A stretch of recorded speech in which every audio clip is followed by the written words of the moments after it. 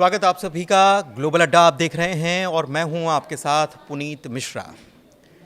खबर आई है इजराइल और मिस्र से जुड़ी हुई। दरअसल मिडिल ईस्ट में अभी जो चल रहा है वो इतनी ज़्यादा उथल पुथल है कि जिसके बारे में जितना बताया जाए कम है, क्योंकि आपने देखा कि गाज़ा में लगातार इजराइल की तरफ से ऑपरेशन चल रहा है।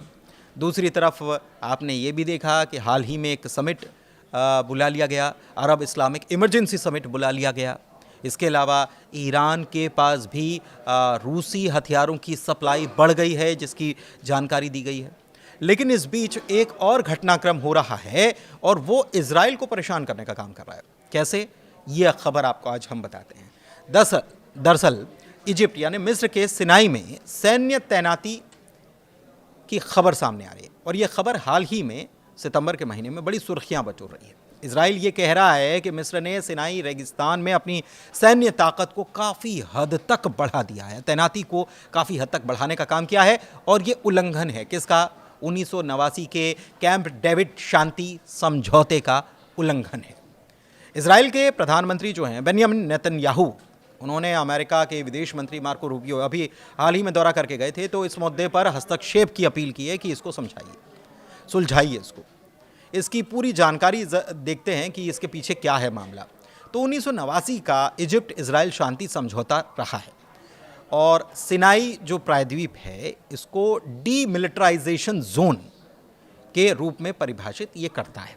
इसके मुताबिक क्या क्या चीज़ें हैं, तो जोन इसमें तीन जोन बनाए गए।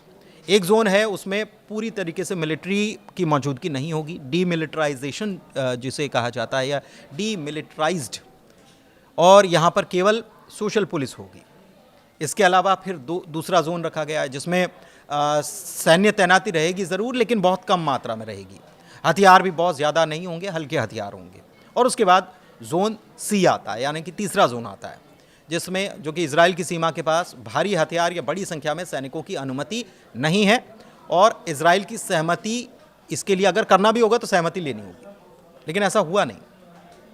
दरअसल ये जो समझौता हुआ था ये अमेरिका की गारंटी पर हुआ था और मल्टीनेशनल फोर्स एंड ऑब्जर्वर्स, जिसे एमएफओ कहा जाता है, इसकी निगरानी भी करता है। इजराइल ये कह रहा है कि मिस्र ने बगैर पहले कोई अनुमति, परमिशन लिए या बातचीत किए यहाँ पर भारी सैन्य गतिविधियों की शुरुआत कर दी है। और ये ऐसा लग रहा है कि हो सकता है कि वो अटैक करने की नीयत से हो। इजराइल के दावे क्या क्या हैं इसको समझिए।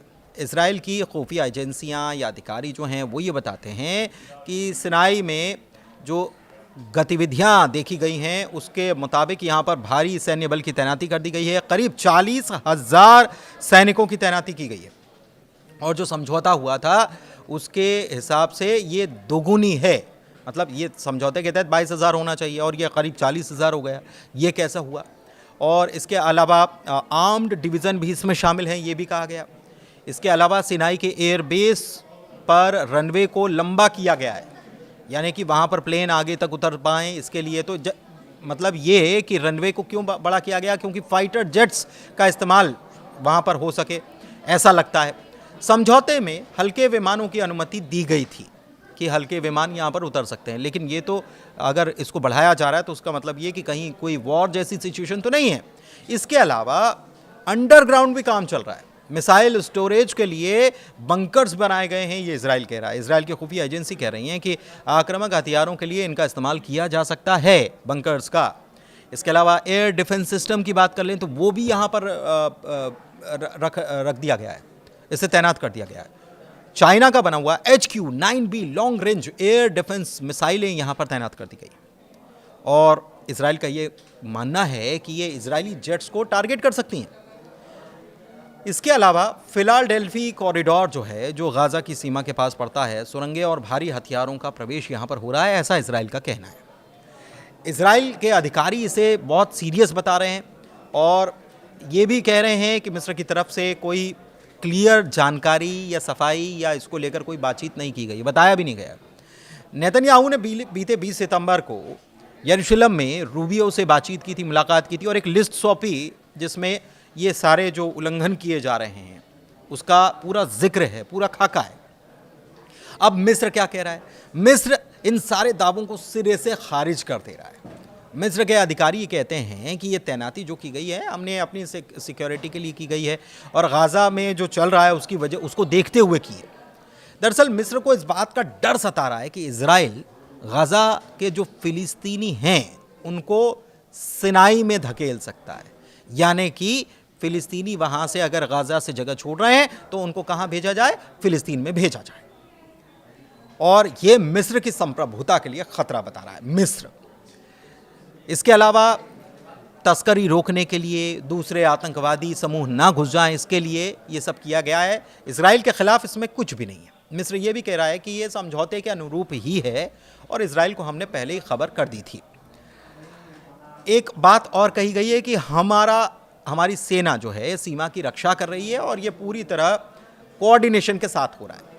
मिस्र ने इजराइल की गाज़ा में कार्रवाई की निंदा भी की है और फिलिस्तीनियों के विस्थापन को रेड लाइन बता दिया है। अब अमेरिका की भूमिका क्या है? इजराइल ने ट्रंप प्रशासन से दबाव डालने के लिए कहा है कि प्रेशर क्रिएट किया जाए। अमेरिका जो है वो इस मामले में गारंटर है, जो समझौता हुआ था दोनों मुल्कों के बीच। अमेरिकी अधिकारियों ने हालांकि अभी तक कोई इस पर टिप्पणी, प्रतिक्रिया कुछ भी नहीं की है, लेकिन ये माना जा रहा है कि ट्रंप प्रशासन ने हाल ही में मिस्र से इस मुद्दे पर बात नहीं की। एमएफओ की निगरानी में उड़ानों में कमी ज़रूर आई है और ये स्थिति को और टफ बना रहा है। अच्छा, अभी क्या स्थिति है ये समझने की ज़रूरत है। तो अभी ऐसा लग रहा है कि टेंशन बढ़ सकता है। 2023 के बाद से जारी गाज़ा युद्ध का हिस्सा ऐसा लग रहा है। मिस्र ने हालांकि पहले भी अप्रैल 2025 में भी सिनाई में अपनी तैनाती को बढ़ा दिया था, लेकिन अभी के मौजूदा स्थिति में देखा जाए तो ये अपने पीक पर पहुंच चुका है। मतलब इतने ज़्यादा सैनिक यहाँ पर तब भी तैनात नहीं किए गए थे। चर्चा चल पड़ी है कई प्लेटफॉर्म्स पर कि ये युद्ध की तैयारी तो नहीं है। इजराइल के लोग ये मान रहे हैं, लेकिन मिस्र के लोग ये कहते हैं कि हमने ये सिक्योरिटी के लिए किया है।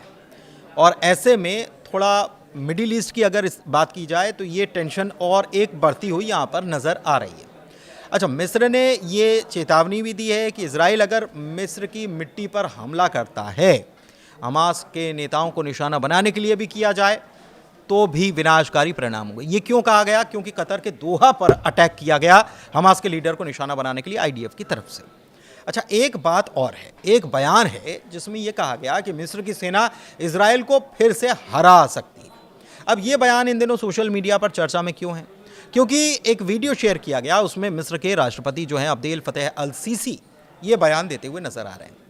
और ऐसा लगता है कि ये बयान सुनने के बाद तो ऐसा लगता है कि दोनों देश आपस में लड़ने के लिए तैयार है। ख़ास तौर पर मिस्र चुनौती दे रहा है इजराइल को।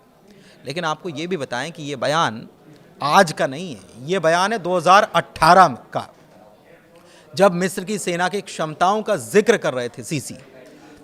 मिस्र की सेना जो इजराइल को एक बार हरा चुकी है वो इसे हर बार कर सकती है, ये उन्होंने कहा था शांति समझौते के संदर्भ में। और कहा था कि इजराइल के हित में है कि वो मिस्र के साथ शांति बनाए रखे क्योंकि मिस्र की सेना मजबूत है, ये उन्होंने कहा था। लेकिन 2018 के बयान को अब कोट करते हुए एक प्रकार से एक टेंशन, ये बयान सुनेंगे तो ऐसा लगेगा कि ये टेंशन अपने चरम पर पहुंच रही है और ये चेतावनी दी जा रही है या अपनी सेना को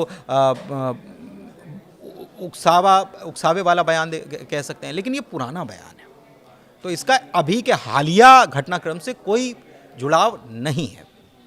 फिलहाल इस वीडियो में इतना।